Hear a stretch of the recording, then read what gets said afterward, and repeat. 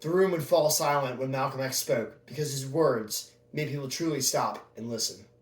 Today I will be honoring Malcolm X because his life shows transformation, courage, and what it means to use your voice when it is not easy to do so. Malcolm X did not start out as a leader. He was born Malcolm Little, and his early life was shaped by racism, instability, and grave loss. His father died under suspicious circumstances tied to white supremacist violence, and his family was left struggling. As a teenager, he drifted into crime and eventually ended up in prison. At that point, most people would have seen his life as already decided. But prison became the place where everything changed for him. While incarcerated, Malcolm X began educating himself intensely. In the autobiography of Malcolm X, he describes spending hours reading history, religion, and philosophy. He even copied the dictionary word for word because he felt his vocabulary limited his ability to express what he was thinking. That detail matters because it shows just how seriously he took rebuilding himself. He later explained that when he finally felt the ability to understand complex ideas, it was like a whole new world opened up for him. That transformation just didn't change what he knew, but it changed how he saw his own potential and growth. And after his release, he joined the Nation of Islam, where he quickly became one of its most powerful voices. One reason that he stood out was not just what he said, but how he said it. People who heard him speak in Harlem described how he could hold a room completely still, no interruptions, no side conversations, just full undivided attention for him. He talked about poverty, discrimination, and police brutality at a time when many of those issues were not being openly discussed in mainstream politics. His message was always by any means necessary, which reflected the frustration of the communities that he spoke to.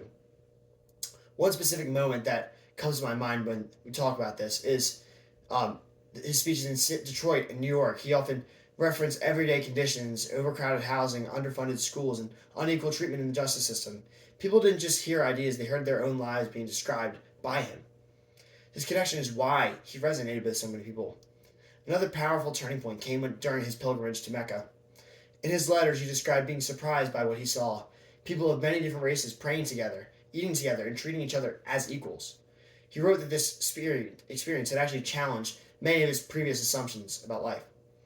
It truly changed his thinking. And after this trip, he began speaking more about human rights in the global sense, rather than what he had previously thought about it in the civil rights sense. And this shows how he was, even at the height of his influence, he was willing to evolve publicly, which is really not easy for someone who's already been placed into a box. And even after his assassination in 1965, Malcolm X's impact continued because his message stayed relevant. He showed that speaking the truth does not always mean being comfortable or popular, but it means being honest with the people. It shows that growth is even possible after hardship, mistakes, or extreme circumstances. He represents someone who turned personal struggle into purpose and who used education and experience to shape a voice that demanded attention. Malcolm X's life truly reminds people that they too can change, that they too can grow, and that they too can use their voice to make a lasting impact in this world. And that is why Malcolm X deserves to be commemorated and deserves to be celebrated, because he was truly influential and is still influential to this day.